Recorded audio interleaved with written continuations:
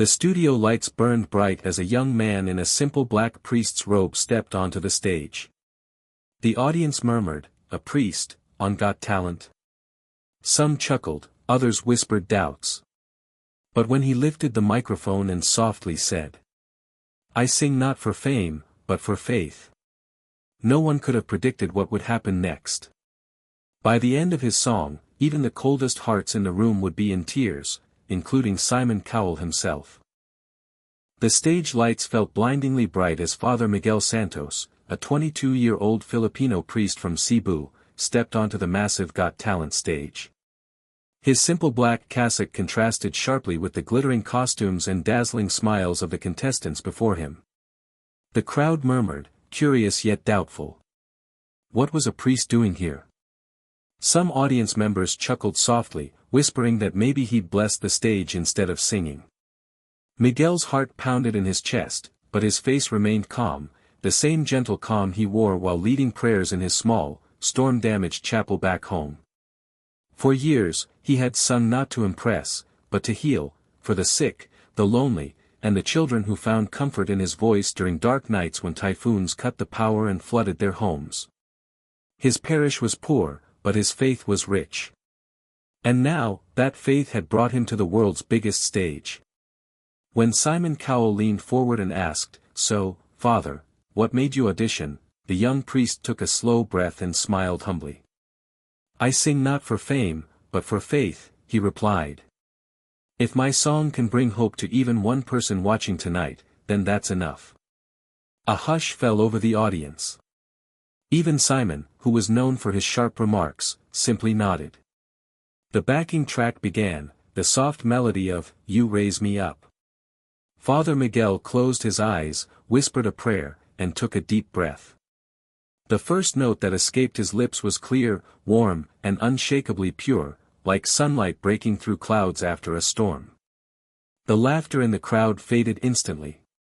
His voice carried strength, peace, and something far greater, sincerity. Each word seemed to come from his soul, not his throat. He wasn't just performing a song, he was sharing a piece of heaven. As the camera panned over the audience, faces softened, eyes glistened, and a stillness filled the entire hall. In that moment, the world seemed to stop. It wasn't about talent anymore, it was about truth. By the time he reached the chorus, the audience no longer saw just a young priest, they saw a man whose voice had the power to heal hearts. And somewhere deep inside, Father Miguel knew, his prayer had already been answered. Folded hand sparkles. The first note had silenced the crowd, but as Father Miguel's song continued, something even more powerful began to unfold. His voice rose with the kind of emotion that words could never fully capture. It wasn't the polished performance of a trained pop singer, it was something far more profound, the sound of faith made flesh. Each lyric of "You Raise Me Up" poured from his heart like a prayer for the world. The way his voice trembled on certain notes wasn't imperfection, it was sincerity. It was the voice of someone who had sung through storms, who had stood before grieving families in candlelit chapels, who had buried his own fears in songs of hope. The audience sat frozen, unable to look away. A mother in the front row clutched her chest, her tears slipping silently down her face. A teenage boy who moments ago had been scrolling through his phone now leaned forward, eyes wide. Even the judges, hardened by years of performances, seemed uncharacteristically still. Simon Cowell's usual skepticism had melted into something softer. Beside him, another judge whispered, "It feels like he's not singing to us, he's singing for us." As the orchestra swelled, Father Miguel lifted his hands slightly, a gesture of offering, of surrender. Behind him, the screen glowed with golden light, as if the heavens themselves had joined his performance. The entire hall felt transformed, bathed in warmth and reverence. And though Miguel stood on one of the biggest stages in the world, in his heart, he wasn't in a competition, he was back home. He could almost see the faces of his parishioners, the orphans he cared for, the elderly he visited, the families who gathered in their broken chapel to hear him sing. He imagined their smiles, their faith, their gratitude. As he sang the final lines, "You Raise Me Up," to more than I can be." His voice cracked slightly, filled with emotion. It wasn't a flaw, it was truth. When the music faded, a sacred silence hung in the air. Then, slowly, the crowd rose to its feet. Applause thundered like rolling waves, and tears streamed freely.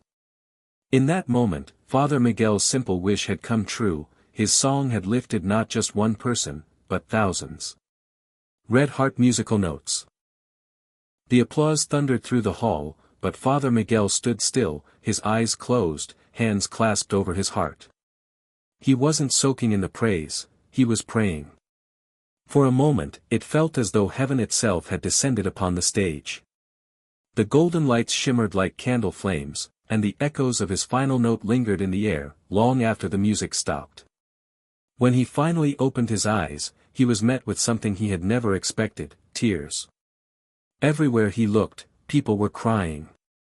Grown men in suits, children in the aisles, even the camera crew wiping their faces discreetly. It was as if every soul in the audience had been reminded of something sacred: love, loss, hope, forgiveness, all through one young priest's song. The first judge leaned forward, her voice trembling. "Father Miguel," she said softly, "I've heard thousands of singers, but I've never felt something like that. Your voice, it wasn't just music. It was healing." The crowd erupted in agreement, and Miguel smiled humbly, lowering his gaze. "Thank you," he said, his voice quiet. "I just wanted to share the peace that music gave me, because it saved me once."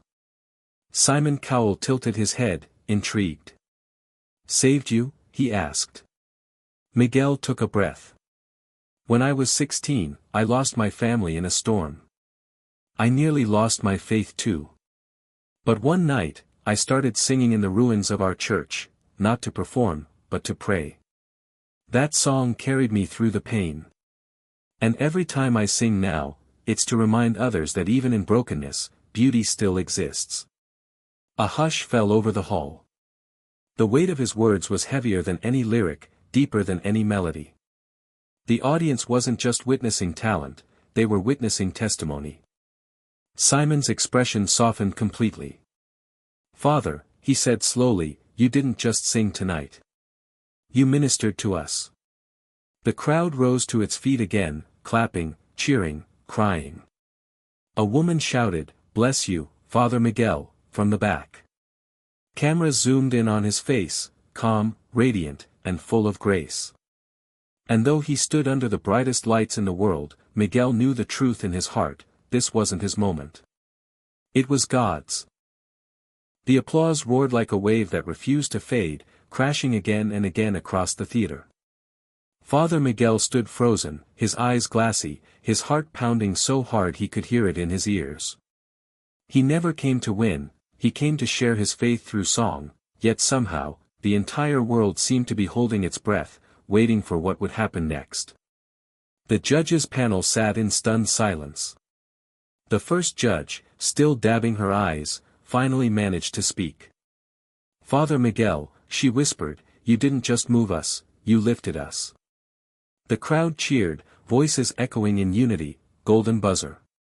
Golden buzzer!" Simon Cowell, usually the hardest to impress, leaned forward, his elbows resting on the table. His gaze was intense, but not with criticism, with something close to reverence. "You know," he began, "in all my years on this show, I've seen technical perfection. I've seen stars, I've seen showmanship, but what you just did wasn't about any of that." He paused, his words hanging in the air like a promise. "You reminded us what it means to feel." The audience erupted again, clapping, shouting his name: "Miguel!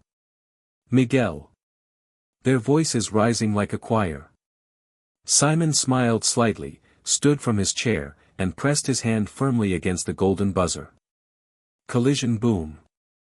The stage exploded into a storm of golden confetti.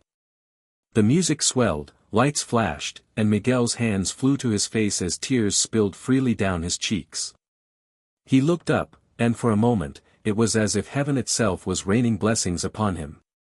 Children in the front rows screamed with joy. The judges stood, applauding. Even Simon, the man known for his stern composure, was smiling from ear to ear. Miguel dropped to his knees, clutching the cross around his neck, whispering a prayer of gratitude. It wasn't about fame, nor victory. It was about grace, grace that had followed him from the broken walls of a small Philippine chapel to the grandest stage in the world. Simon approached the stage and extended his hand. "Father Miguel," he said, his voice warm, "you didn't just sing tonight, you gave us all a miracle." And in that golden glow, surrounded by tears, applause, and faith reborn, Father Miguel knew, this was never just a competition. It was a calling. Weeks passed after Father Miguel's breathtaking performance, but the echoes of that night refused to fade. The video of his audition had gone viral, spreading across continents, languages, and faiths. Millions watched in awe as the humble Filipino priest, with nothing but his voice and faith, moved an entire audience to tears. News anchors called it the performance that touched heaven, while comments online overflowed with gratitude and admiration. Yet for Father Miguel, life hadn't changed in the way most expected. He didn't move to Hollywood or chase record deals. Instead, he quietly returned home to his small parish in Manila. The chapel walls were still cracked, the pews still creaked, and the choir of children still sang off-key, but everything felt different. The people who once doubted, who once treated faith as routine, now came with tears in their eyes and hearts full of hope. Every Sunday, the church overflowed. Not because people came to see a celebrity, but because they came to feel again, to believe in something bigger than themselves. Miguel often stood at the altar, humbled, watching families hold hands and strangers pray side by side. In that unity, he saw the true miracle his song had created. One afternoon, as the sun dipped low, a young boy approached him after Massachusetts. The child clutched a worn guitar, its strings uneven and body cracked. "Father," the boy said shyly, "I want to sing like you someday." Miguel knelt to the boy's level, smiling gently. "Then sing," he said. "Not to be famous. Not to be praised. Sing because your heart needs to be heard. And when it is pure, the world will listen." Word of his humility spread even further. Invitations came from around the world, to sing, to speak, to inspire. But Miguel always gave the same reply: "If it brings people closer to kindness and faith, I will go." Months later, standing on another stage, not for a show, but a global charity event, Father Miguel sang once more. No cameras, no judges, no golden buzzer this time. Only thousands of people holding candles, their faces glowing with peace. His voice rose through the night, calm and steady, a reminder that miracles aren't born from fame or power. They come from faith, humility, and the courage to share one's light.